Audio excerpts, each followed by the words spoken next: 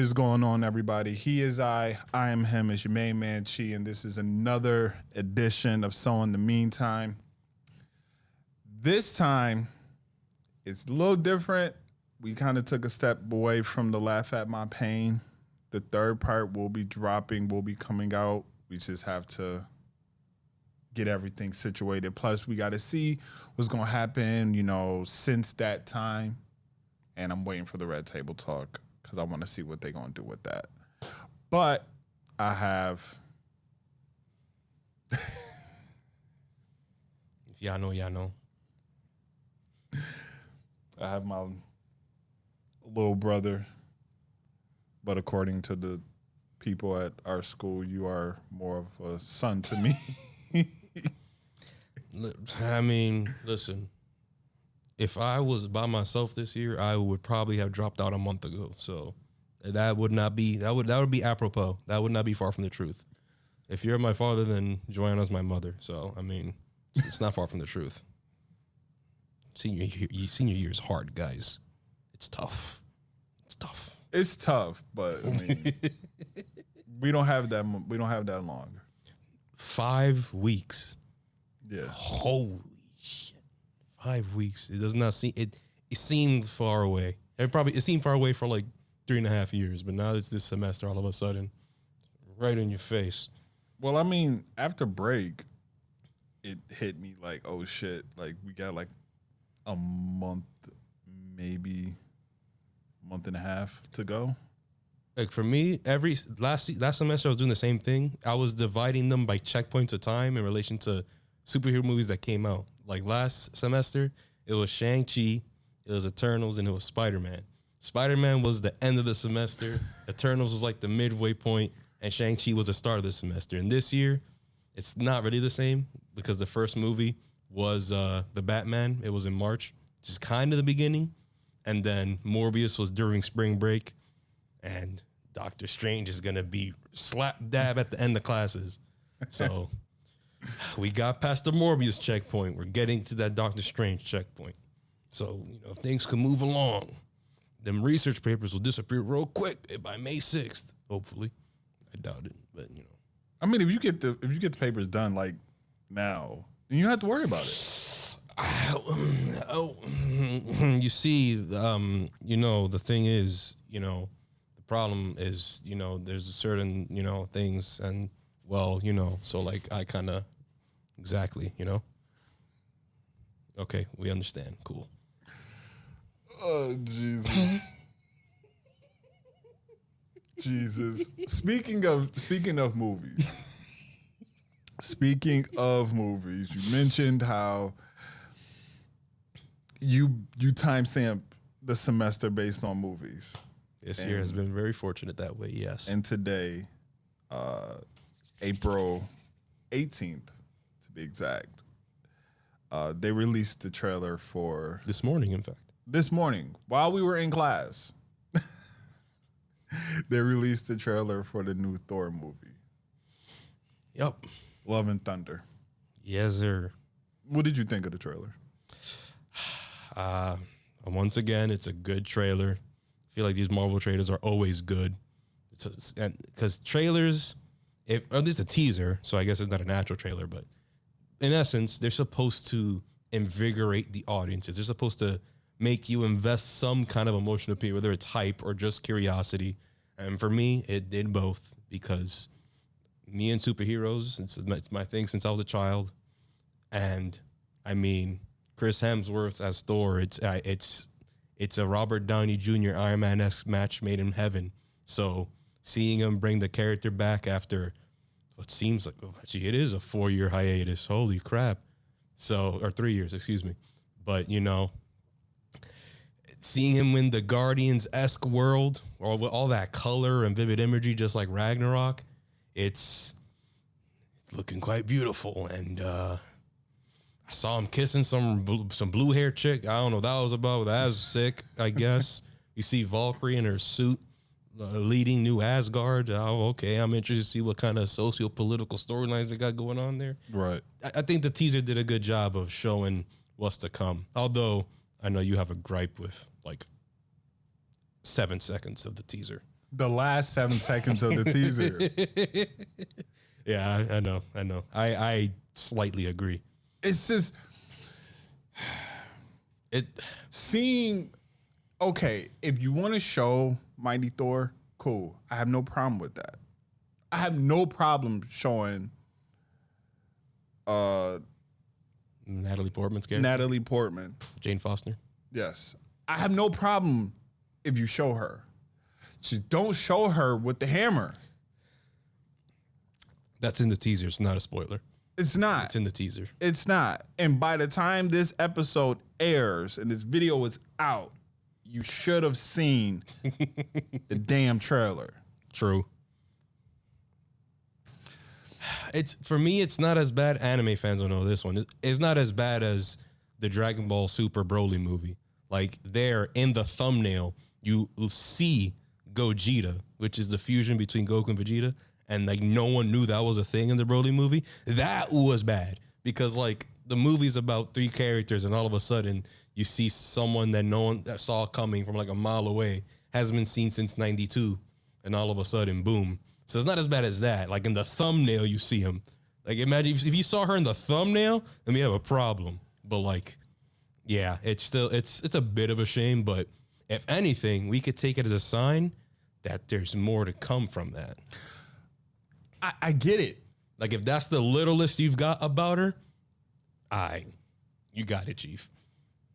But that's like we was just talking about it earlier. That's like if we would have seen in the trailers of like Endgame, if we would have seen Cap. If they would have within like the last 7 seconds of a trailer for Endgame, and you just see that shot of Thor's hammer. I guess. I do not know how to pronounce that. Mjolnir. Whatever. That's like seeing the hammer elevate in the air. Fella want to act like he didn't play Assassin's Creed Valhalla. Can't pronounce those. I still don't know how to pronounce it. Me and my brother did a whole YouTube like tutorial of how to pronounce it, and I still don't. I will butcher that name, so I don't say it. I just say Thor's hammer. Mjolnir. Yeah. Yo. Whatever. Mjolnir. At least it's a butchering, but at least you could start there. Mjolnir. Whatever. Sounds a bit African more than actually sounds Nordic if I say it like that. But whatever. Whatever. But we was also talking about this. The Dawn of Justice trailers, they always showed Gal Gadot, but they didn't show her as Wonder Woman, if I'm correct. You didn't see her as Wonder Woman until you actually went to see the movie. Because I remember when they showed her, when she appeared, shield and everything, crowd went ape shit. With reason. So The 3 of them standing there like that.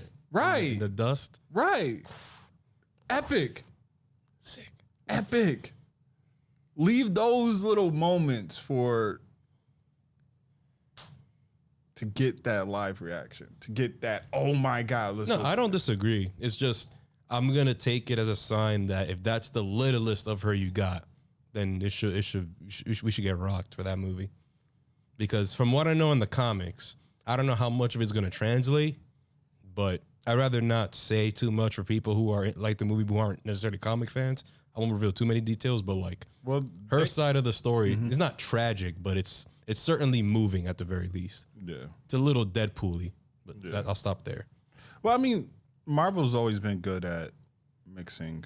Yeah, they've probably been the best people, the Disney Studios at like using creative freedom, but not totally just barbarically thrashing like lore.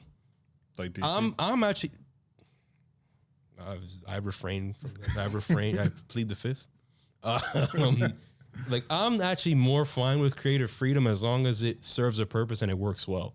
Like in the Avatar movie, the live action one of the last Airbender, not James Cameron's Avatar.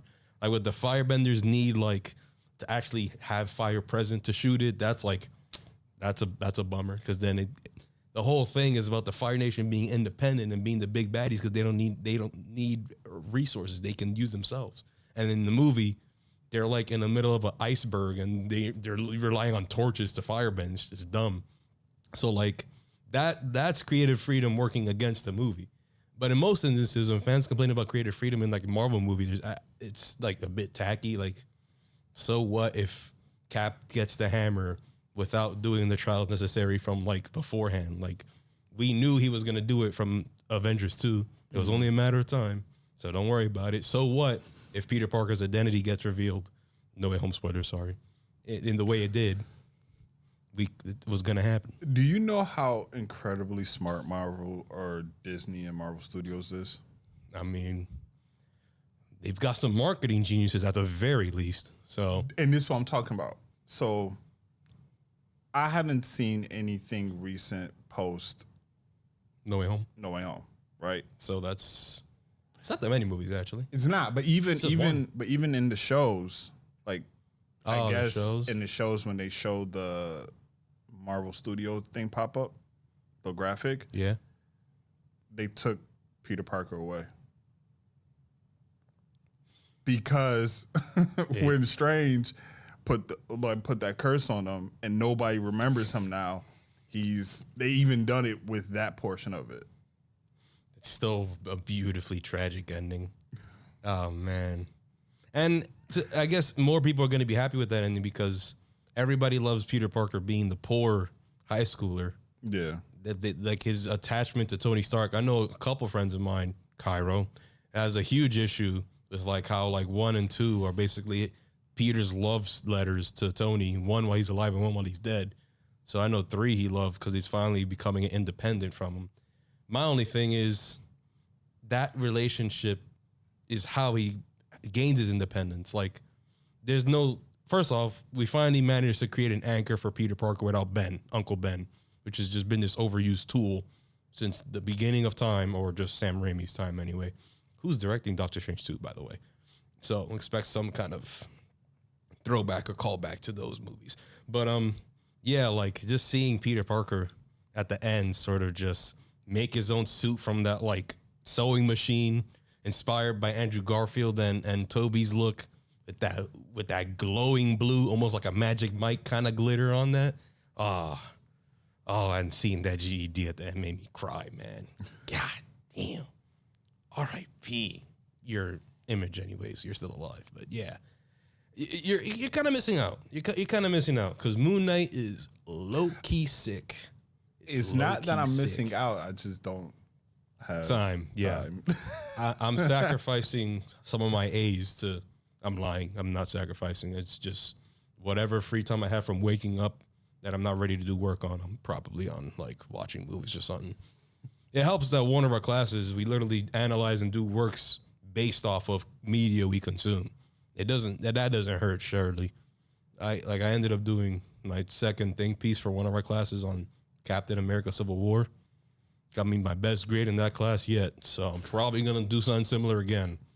I told you that what you need to do. Like I'm thinking for everything of media that you watch, put it in there. My thing is, I did the Kanye documentary for the first think piece, and I did not pass the first time.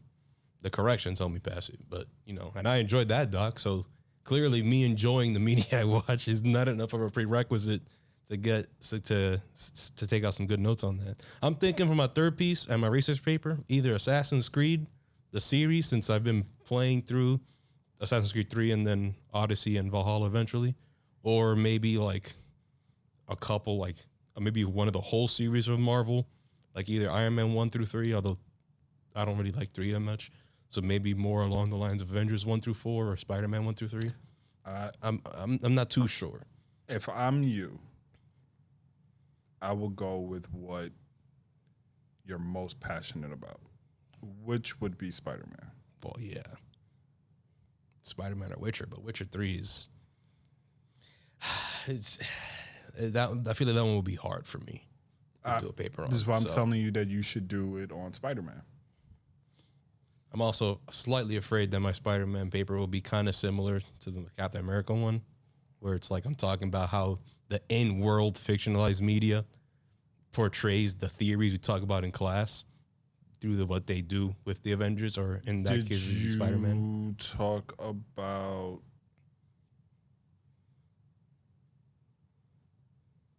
Oh, what is it? What is that term? I mean, I brought up mystification, demystification. Yes. Because this was Avengers. This is Civil War I'm talking about.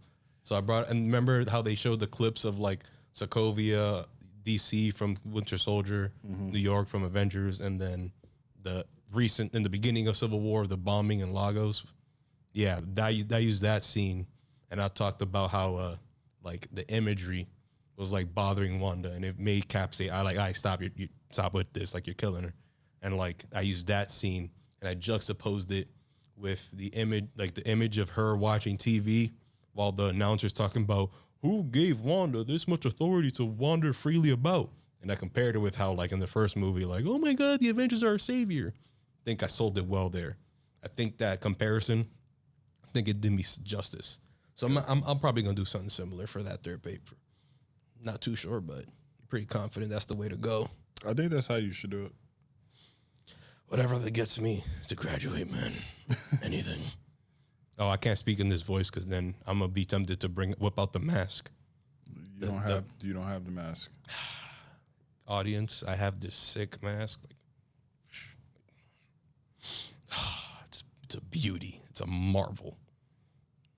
But some people are afraid of it. It's intimidating, even though it's me behind it. But okay, I'll take that's a compliment. Me intimidating. I can't even punch a fly, but sure, I'll take that. I'll look scary now as well as looking fly as fuck. We take those, bro. We take those. Okay. Go watch Thor 4, guys. That movie's probably gonna be sick. It will be. I have a good feeling. It will be. But homeboy didn't watch Morbius. We don't got to talk about that though. No, we don't. I've heard mixed things about it. I liked it. That's just me. I just didn't like the post-scene credits. That was it. I liked the movie though. But on to a whole different subject matter. This weekend that just passed was the start of the playoffs. The playoffs. The basketball playoffs. Yes. Interesting. Which a lot of people are kind of surprised that I'm watching the playoffs. Only because a certain team in a certain color pairing of maybe a color close to green and everyone who knows close to red knows color of the wall, color of my sneakers. Team of that color did not perform to certain expectations. We didn't.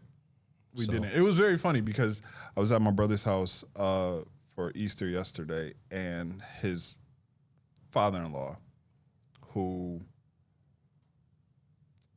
gets on me, trolls the hell out of me anytime my team does bad. He was quiet this year.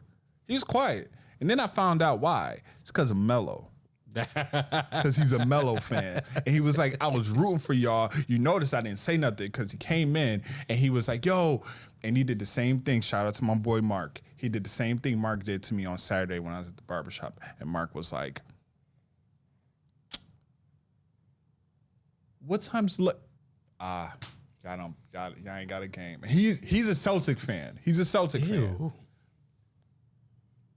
Sorry, Boston. No, actually, no, not sorry, Boston. New Yorker. You can flip. No, I leave it to imagination. Oh, all right, whatever. whatever. Kyrie did a better job than me, so there's no need for me to do it. We gonna get into that later. But Mark did the same thing to me. Mark was like, "Oh, so what time is your game?"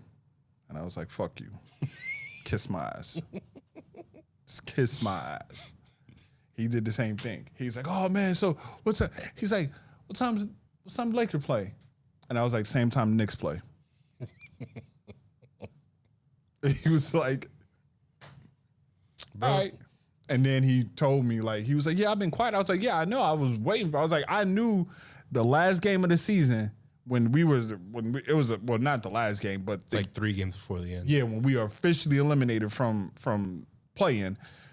First thing I see when I wake up the next day is a tag from you on Facebook, and I was like, here we go.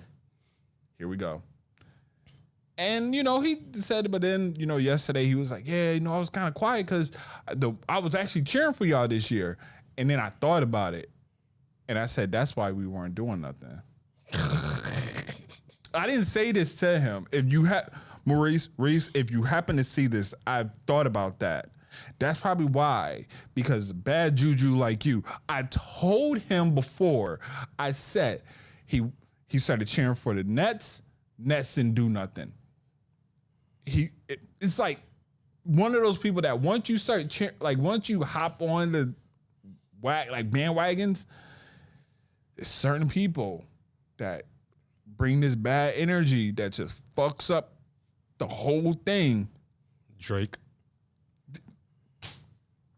Oh yeah, Drake has a bet. Drake bet that Drake bet the Warriors is making it to the conference finals. Ah, shit. So, damn.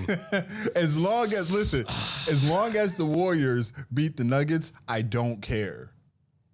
Why, you don't want Jokic nowhere near the conference finals? Shout out to my boy B, Brandon. He already know. Brandon's a diehard Nuggets fan. Oh, that's why. Okay. So I personally said there's two teams in the playoffs that I do not want to see make it. Celtics and Nuggets? Yes. Fair enough. So Fair enough. I've told both of them, get ready, because if y'all both lose, I'm trolling. I have nothing to lose. I mean, to be honest, next week from now, I wouldn't be surprised if the Celtics and the Nuggets are in the same place that the Knicks and the Lakers are. Cancun. 1, 2, 3, Cancun. I want the Nuggets to be in Cancun. Just, I don't specifically want a team in Cancun. It's just whatever my wallet dictates. And right now, my wallet says the Nets need to win this series. So for that $1,500 bet to come through, I'm going to need them Celtics to fold like the lawn chairs that they are in the playoffs. So Tatum, stop dropping 50 pieces. Stop dropping 34. Stop these buzzer beaters. That's not true. Do what you did last year, which is one game you play good and then die off the rest of the series. He channeled Kobe yesterday. Okay, so limited to once a year, please. Thank you. He channeled Kobe yesterday. Limited we was to watching once a that year. game yesterday, and I was like, "Yep." Yeah, he was pretty impressive yesterday. I'm not gonna lie. He's the only Celtic that I respect. I respect Robert Williams just for his defensive posture within the team. He's the only one.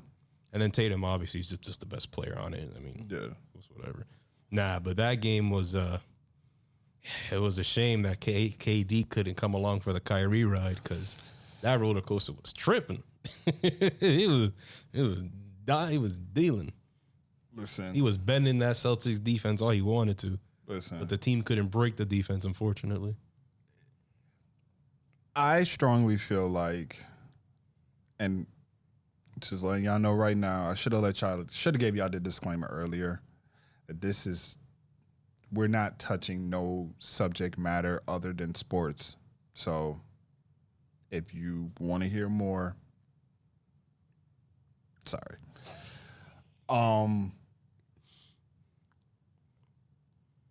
KD, that's your boy. Yes, but I am not as voracious of a stubborn defender of No, you're players as Skip Bayless is. You're not, but KD's your boy. Yes, he's KD's the your number boy. one reason why I started watching basketball. Yeah. And I can, with every fiber in my bones, as I watched that game and I seen that last play. Blame him for the loss? Yes. I mean, it's One, he like I said, he was not Kyrie at his rollercoaster. best. He was not. And to be honest, he offensively, he kind of hasn't been for a couple of games now. Right. He's been filling that James Harden role since Ben Simmons won't come back. But I also feel like this is going to expose how much of a coach they really truly need. No knock on Steve Nash, but Steve I don't Nash think is it's not. exposing. I think it's already well known. No, but the playoffs is when you really going. Bro, these fellas be playing like 50 minutes a game. There's only 48 minutes in an NBA game. How do you do that? KD and Kyrie both. Watch when Ben Simmons come back. They talk about, every 15 minutes he gonna play like Ben 40. is not playing. They said game 4. Ben is not but because playing. it's Ben Simmons, he probably is not gonna be in game 3. He's not. You know what he'll do? He'll show up in his Versace outfit, with the chains on and the shades. He'll be looking cool at Tatum. He'll be like, "Yo, what's good, my nigga?" And then that's as far as defense will play. Yeah, it's slightly intimidating the opposing team. But I feel like that. I said it yesterday. I said it on Facebook. I literally was just like, "This is going to be the series." I think this is going to be the best series of the first round. I might be inclined to agree because I think the Suns are washing. I already forgot. Oh, the Pels. Yeah, I'm sorry. Okay. Yeah, no. And then Warriors and Nuggets. Yeah, the Warriors already won game 1, and they're probably going to wash because that's what Jokic-led teams do. He wins the MVP just to get washed like the next month of him winning it. So, and then Memphis, that might be a series. It's a contest of young guns, so that might be the second most interesting one. And then after that, it's what I was going to say the Clippers against the Mavs because that's seemingly all they play. It's actually the Jazz and the Mavs. And now Luka's out. I don't care until Luka comes back. And then in the East, Raptors, Sixers. Sixers are going to fold because that's what they do. And they have no bench now. And then Hawks are going to get washed by Miami. No questions there. And that ultimately leaves Bucks and Bulls. Bucks have been using the Bulls as their slap buddies for like the whole year. And really the past 6. So, oh well. So yeah, it's pretty much Nets, Celtics, and Grizzlies, Timberwolves to really look out for. Those are the ones where the betting lines would be more of a push instead of a pick 'em rather. So, yeah, I'm gonna have to agree with you. My wallet agrees with you as well. No, don't say that. Don't say that because if your wallet take a hit, I'm not to blame for it. No, Drake is. As long as you don't touch that series, I'm fine. That's all I need. Don't touch it, Drake. You already touched the Warriors one, so I know they're not winning the championship. They're not winning the championship. As long as they beat the Nuggets, I don't care, like I said.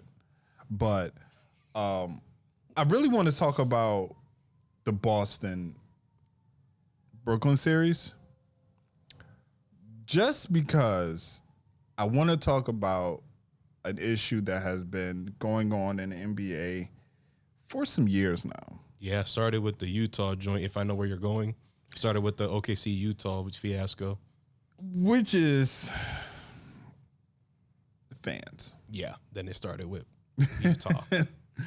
Back in Paul George, Russell Westbrook days. I agree, by the way. I totally agree.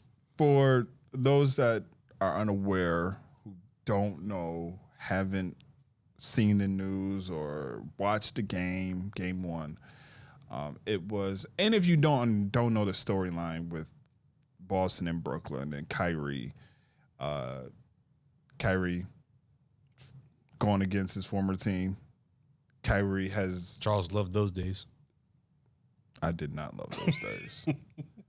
That hurt my soul to see Kyrie in a Boston Celtics uniform. What would be the chances?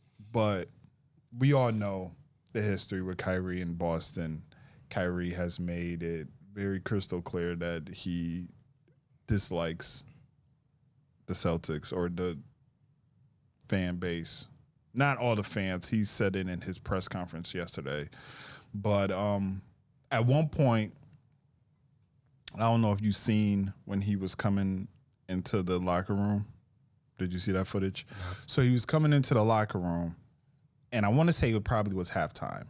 And I guess someone said, Kyrie, you suck or something like that. Or it's like, says something to that degree. And Kyrie basically was like, suck my dick, bitch. Like, that's exactly what he said. You heard him say this, and he walked into the locker room, okay? So then, obviously, we see what happened in the second half. Kyrie was cooking, but there was that one shot that Kyrie hit, and as he was walking away, he, he flipped them off, it kept him moving. And a lot of people were kind of like, having their opinion about it, basically stating that this is what Kyrie shouldn't have reacted like that. You know, Kyrie should have took the higher road. I know that's what Shannon Sharp said. Ironically enough, the one person who was anti-Kyrie, Stephen A. Smith, actually agreed with Kyrie and how Kyrie handled that situation. Okay, but I do have audio from that clip from the press conference yesterday where Kyrie was talking about it. So I'm about to play it right now. We're going to listen to it, and then to basically come back with it and get your reaction to it, because it's just the way Kyrie handled that situation was, I appreciate him. You already know how I feel about Kyrie. Bro, I will be the first to say Boston fans deserve it. So you're not going to hear anything from me. So this is what Kyrie said during that. It looked like there were a couple times where you gave the fans the finger. I'm curious, was there anything that you thought crossed the line today, and are you the kind of guy that gets motivated by kind of going back and forth with the fans? Do you kind of use that internally as something to fire you up? Look, I mean, I'm just where I'm from. You know, I'm used to all these antics and people being close nearby. You know, it's nothing new when I come into this building, what it's going to be like. But it's the same energy they have for me, and I'm gonna have the same energy for them. And it's not every fan. I don't want to attack every fan, every Boston fan. But you know, when people start yelling pussy and bitch and fuck you and all this stuff, it's but so much you can take as a competitor. And, you know, we're the ones expected to be docile and be humble and take a humble approach. Nah, fuck that. It's the playoffs. This is what it is. You know, I know what to expect in here, and it's the same energy I'm giving back to them. It is what it is. I'm not really focused on it. It's fun. You know what I'm saying? And like again, where I'm from, I've dealt with so much. So coming in here, you relish it as a competitor. And this, you know, I'm going to keep repeating myself when I say again, but this isn't my first time in TD Garden. So what you guys saw and what you guys think is as entertainment, or the fans think is entertainment, all is fair in competition, you know? So if somebody's going to call me out of my name, I'm going to look at them straight in the eye and see if they really about it. Most of the time, they're not.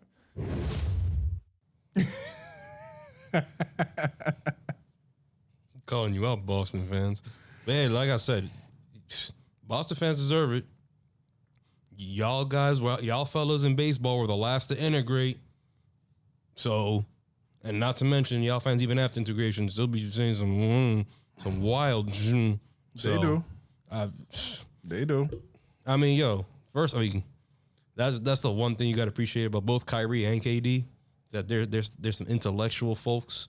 So when they speak, I mean, KD, because he's more of a leader now, he's kind of falling into this like saying a lot, but you're saying nothing thing now. Right. But he'll still occasionally, like when Bruce Brown was talking about how easy the Celtics would be and he was voicing his displeasure about that, I like that.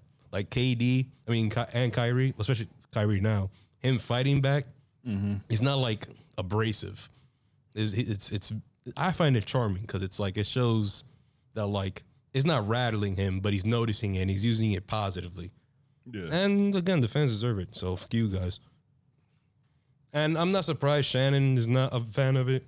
He's very old school, so you would expect that of him. And it's fairly justified. Because, yeah, it would have been nice if Kyrie took the high road. But also, they lost. So, I mean, Kyrie can share his emotion, because I'm pretty sure that emotion will drive him. So, I got no problem with it. And by the way, he was probably the best person on the floor that night. He was. He balled out. Definitely on his team, because unfortunately, no one else came for the ride. So it's just Jason Tatum didn't have ballerina feet, man. If only. And KD was actually paying attention. I still think that the offense played it perfectly. They took advantage of a mistake. So, which is prove your point, I know. But I'm just saying, it's not like it was a complete judgmental lapse, like a Westbrook-esque kind of like, or Otto Porter-esque lapse in defense where you just forget your assignment. But yeah, that game was... We're speaking of the playoffs. We're speaking of the playoffs. Do not bring up Westbrook. And by the way, the NBA, when it comes to the macro of it, NBA fans, I don't know what you do, because unlike hockey, where there is a glass pane separating the rink from fans, unlike soccer, where there is, and football, where there's a huge area of the field, even out of bounds, that separates fans from the staff and players. Unlike baseball, where there's literally stanchions that separate you from the players. In basketball, like, bruh, right behind the players, the next row, that's where fans are. Like, they're right there. Like, that intimacy, some people don't know how to handle it. They forget how to act. I think, and I don't want to see this happen. I do not want to see this happen. But I won't be surprised if another rendition of the Malice in the Palace happens. But it won't be between teams. I think it'll be Just fans. yeah. I mean, and if that's the case, yeah, probably. Because it's everything happens. It's always a consequence of the environment, and it sums it all up to that moment. So, like, just coming out of the pandemic, people don't know how to act. Restrictions are finally being loosened, but that's not necessarily the case across the board in our country.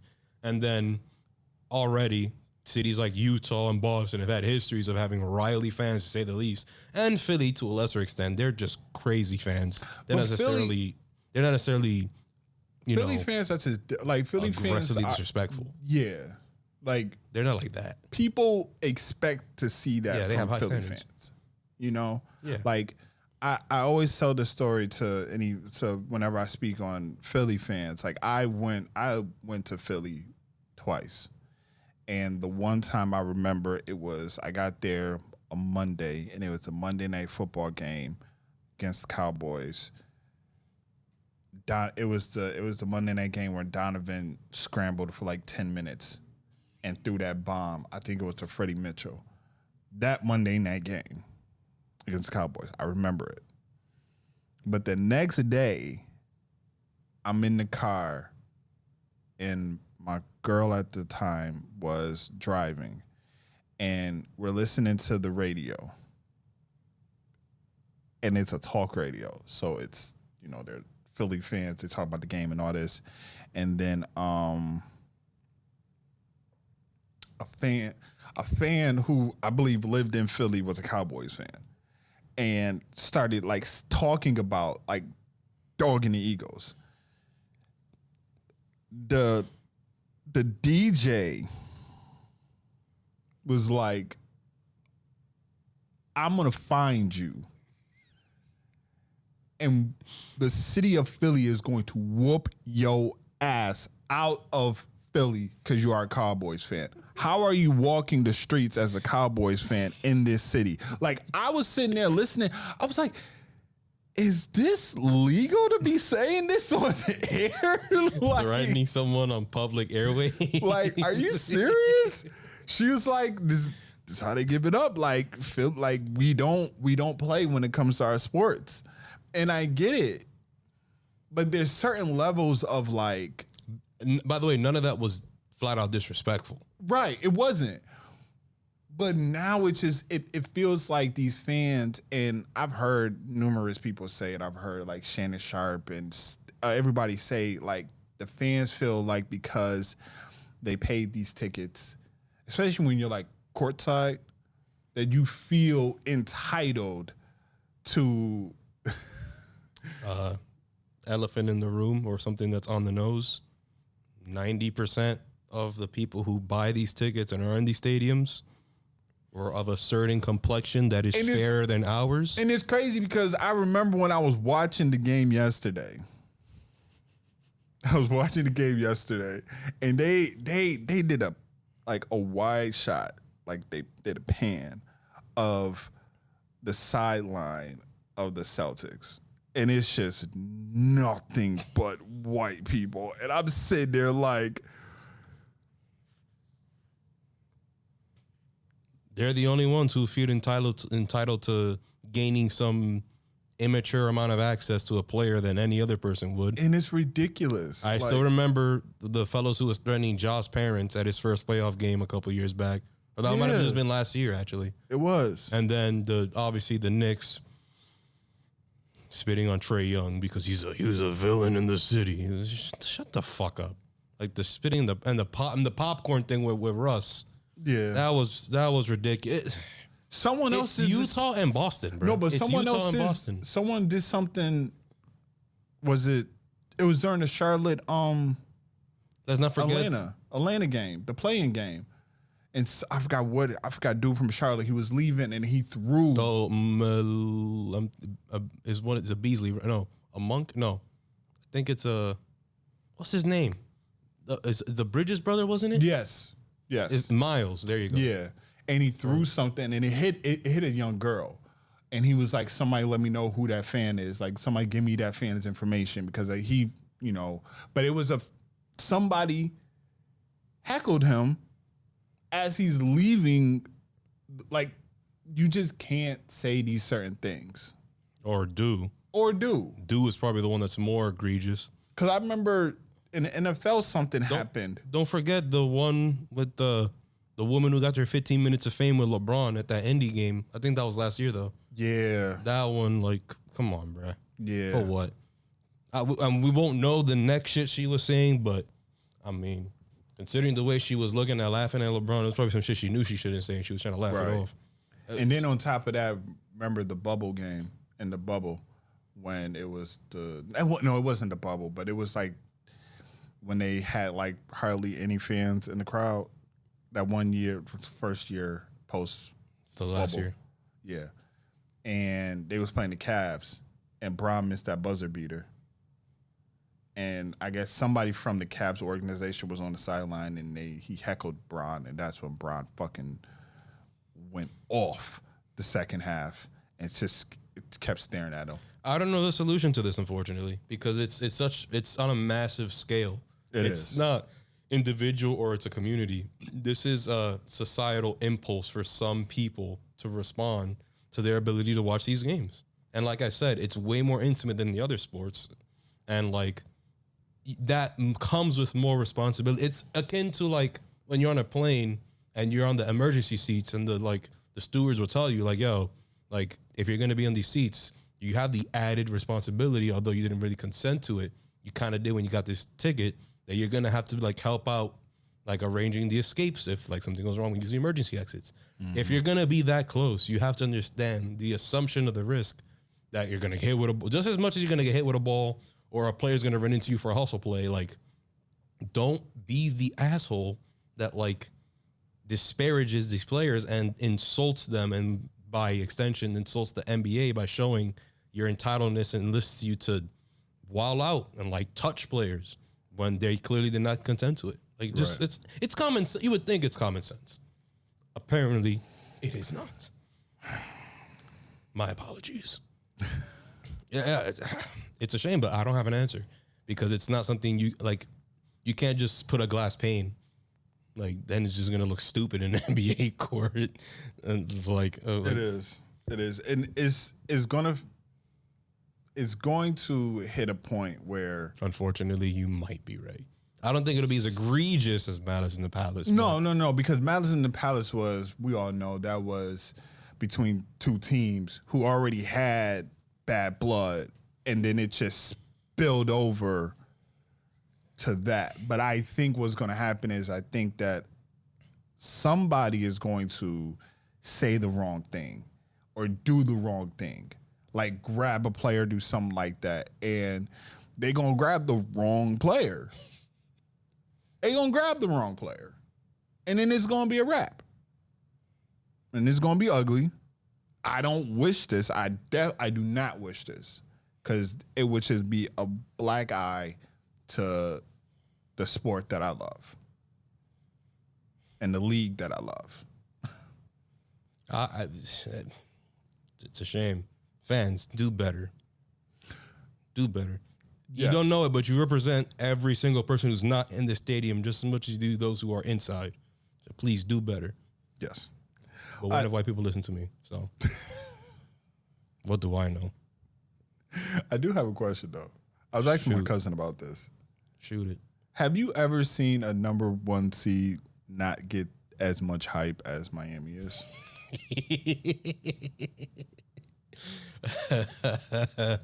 I'm trying to think, but my answer is probably going to be no. Like, Maybe in the NFL. they're the number one seed, and nobody's talking about them. No sports. See, I understand why sometimes you get upset with these talk shows, these debate shows, because you're like, they only focus on like these particular topics, and they don't have a broader. Because they know what sells, unfortunately, and those number one topics sell the most, as much as to my dismay. But you got the number one seed And nobody gives a flying fuck. who And they just routed the Hawks. destroyed Butt the Hawks. slapped them. Yes. Used them as spanking practice. And they're just And they're under, like, people are saying that they are like under the radar. But you are the number one seed. yeah, but then you already know some of the arguments people use for that. Oh, the Bucks are coasting because they're champions now. Oh, the Bulls, they fell off because they can't beat nobody.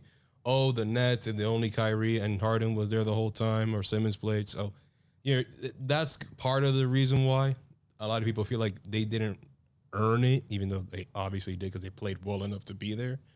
And then also, if you look at the stars in the East, I mean, if you put the Bucks against the Heat, you could argue that the first two players are going to be Bucks. Like, that's an argument because not a lot of people really buy into Jimmy Butler. Hell, Colin Cowherd just calls him a great athlete, not a great basketball player. Yo, He does the same thing with Bam, too. I was talking to my cousin yesterday. And the Bucks may not be the only team to do that. I asked my cousin, I said, I have a love-hate relationship with Jimmy Butler. Saw that coming. Because I love the dog in him. I love that. Passion. Yes, I love that competitiveness in him. But then he runs over the edge. Bro, why are you trying to buck at Trae Young? Like, I asked him, I said, yo, do you think he would do this to Oakley? Bro, I'm just confused on why there's so much animosity at Trae in the first place. He's like my height. Because we know why there's animosity towards Trae. He's like my height. He is your height, but Trae is a trash talking, like, Trae reminds me of Scrappy Doo. He reminds me of Scrappy, like he's just little and just will bark and just go at you. And you just get so annoyed with him. You just like, yo, I just want to slap you. Like, one good time. But he's so good at what he does. Like when him and Jimmy got into it, right? I was like, okay. I was like, Trae may go off. But then I seen his Stat line. And I was like, okay, he's not, it's quiet for Trae. 8 points. Quiet for Trae. But I was like, but don't get it twisted. If you think that Trae gonna have another bad game like this, you are sadly mistaken. A 40 piece is in the work. I don't know when. Bro, that second playing game told me all I needed to know. That second playing game against the Cavs, he literally played that bad for one half against them. And in the second half, this man grew balls of steel and just started jacking it. Zero turnovers that entire second half. Like, I will not be surprised if a 40 piece comes. Just like with Kyrie, like I'm like, Kyrie gonna have another good game, but KD gonna be the one that's gonna fucking lose his shit. I don't know. I feel like I don't think it's a trend anymore. The way that KD has to play, he has to play make. I don't think it's a trend because as long as Ben Simmons is out, He doesn't. and Harden is gone, But I think what's happening, him scoring is not going to be enough. I think what's happening is he's finally realizing and feeling what LeBron has been feeling. They asked KD to do a lot, and KD ain't got the shoulders to carry all that. God gave LeBron those shoulders, not KD, huh? Hey, it's impressive that You he's even see- carrying it out efficiently. Right, Playmaking in the but first you place. see what they asked Bron to do. They Oh, yeah. game in, game out. Yeah. And now all they you needed to asking- do is watch the second and the first run in Cleveland. That's all you Right. needed to do. And now they asking KD to do the same thing. And KD ain't got, I ain't got the legs to do that. It ain't easy, bro. Look at Jimmy Butler in the bubble finals. Like, remember that picture's iconic now. Yeah, when that- he's resting over the thing in after game 6. Well, exhausted. There's other reasons behind that too. Those will not be addressed. Not on this particular topic of the show. That will have to be on another occasion. We will not reference that. So, who do you have?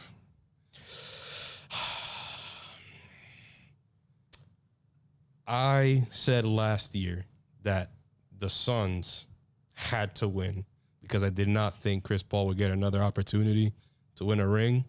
And then Giannis baby slapped Ayton and made Monty Williams look like a fool.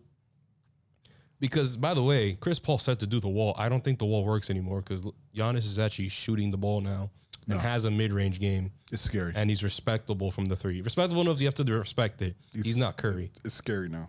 So I foresee a repeat of the finals this year. I want to say the Suns win it because Jesus, they look crazy good.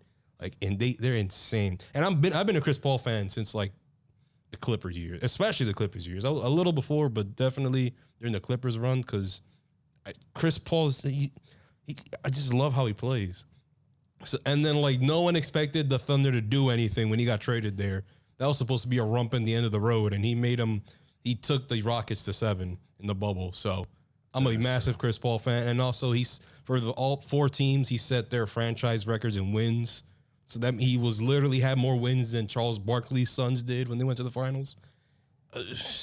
I want to say Bucks. I want to say Suns beat Bucks in 7, just because Giannis is OD and their defense. I think their championship defense will come back up again.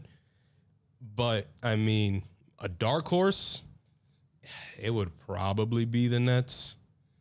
I'm not too confident in it because their defense just leaves so much to be desired. I mean, what the fuck, bro? Like, Simmons should help on that end, but like, Simmons does not cover for the other 4. Ben Simmons. Your defenders are not Kevin Durant, Andre Drummond, and Ben Simmons. Those are your reliable defenders, and that's I don't think that's enough. So my dark horse would be the Nets. But the Suns have overwhelmed me so far with how well they're playing. And I don't see who the hell in the East is going to stop Giannis. Because the Sixers, I'm pretty sure they're not getting past the second round because that's what they do. They haven't even made the conference finals since AI. So, and like Kawhi with the 17 bounce around the rim bucket, you lost to that. You lost to the Celtics when it was literally Embiid versus 5 in the bubble. And then last year you lost because this man passed up a dunk. And Embiid got saved because he had 8 turnovers in the game. He played horrible, but he threw Ben under the bus, and he was smart to do so because now he gets 0 blame for that game somehow. And Doc Rivers, too, for blowing another 3-1. So, yeah, Sixers, I have no faith. Bulls are not beating the Bucks. The Heat, as good as they are, Bam is literally LeBron's height. How are you going to stop Giannis, who's basically 7 feet? Like, come on. You're not stopping Giannis. That wall shit is all nice and cute, but I think it's just you got to have the right players. You got for that wall to work, you have to have the right players. Yeah. Like when Toronto did it with him, when it was Kawhi. they were long as hell. Yes. That's why. It's also worth noting that one of the players on that roster was Ibaka, and he's now on the Bucks. He can't even find time to play. Right. But so yeah, I'm taking Suns over Bucks. I want the Suns to win. But the only reason why I want the Suns to win is for Book. That's the only like me for CP3. like for me. I've said this the last You and your 2 Kobe proteges. Yes. Anybody that is from the school of Mamba, I am riding for. The only exception is Tatum. Except you still actually like him. I do like Tatum, but because Tatum wears that ugly ass green, I can't like if he wins out. It's like one of those bittersweet things. It's like when the Celtics beat the Lakers when they had the big three. Like I was happy for Ray, but I'm still hate that championship. I still hate that. I still hate it because it's just like, fuck y'all. Like, that's just me. But if the Suns win, obviously Book. If the Nets win, obviously Kyrie. But it's something I have this fear with the Warriors that I just think that if they get the pieces together and they click, like Steph came back and Steph was coming off the bench just so he can get his feet. Yeah, hasn't played in over a month. Right. Or exactly a month. I think if the Warriors and the Suns meet up in the Western Conference Finals, whoever comes out of there is the ones I think is going to win. Drake bet on the Warriors. I know Drake bet on the Warriors. I know so Drake that means they are toast. They are toast. And I'm hoping that doesn't happen. I'm hoping that you know he's going to show up to one of the games in a Steph jersey. And I know it's over the moment I see that. It's clipped. Yeah. Like, bro, remember the parlay he made in the Super Bowl? Yeah. The only reason why he got saved by the Rams bet is because he bet on OBJ and he tore his ACL. Yeah, I know. Yo, you can't. Drake is literally the Madden curse. He cannot be touched. He cannot be touched. Look what the Madden curse did to AB. I'm joking. He did that to himself. I was about to say, AB was never on Madden. Yeah, he was. He was on 19. He was Madden 19. He was? Yeah. I haven't played Madden, that's why. That's fine. It's not your fault. That's a wise decision, in fact. But I'm just saying, Drake his affliction. I've never seen the likes of it before. Yeah. He will derail your team. Yeah. I'm surprised the Raptors won. Then again, he probably didn't bet on them, so he is their like their number 2 fan. So, because the number 1 fan is that one brown guy who wears the paraphernalia everywhere he goes. Yeah, showers with it too. Yeah. But yeah, I understand your concern because Steph is Steph, Clay is Clay, Draymond is Draymond, and that team is ascending. But like, it's the injuries are really starting to hurt them, and they're not of yesteryear. They're the old guys who get hurt now. But that's why you have the young boys. Yeah, Kuminga, Poole showed up. Who kind of inconsistent, but it's fair. It's fair. So unfortunately, people, this is it. I said that this was going to be not the typical episode of So in the Meantime. You know, we always like to spice things up a little bit. But he is I am him. It's your main man, Chi. Thank y'all for tuning in. We'll be back with another episode. Go watch Morbius. Charles. Till next time.